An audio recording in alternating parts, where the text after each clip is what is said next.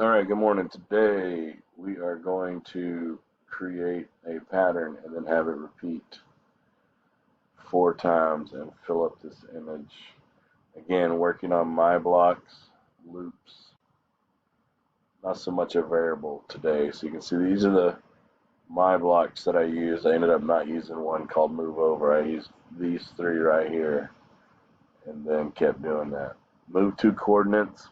We used that the other day to get to the corner, so you can go back and get that one and move it to wherever you want to start the pattern.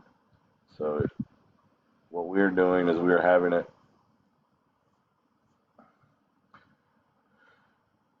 complete a pattern like this.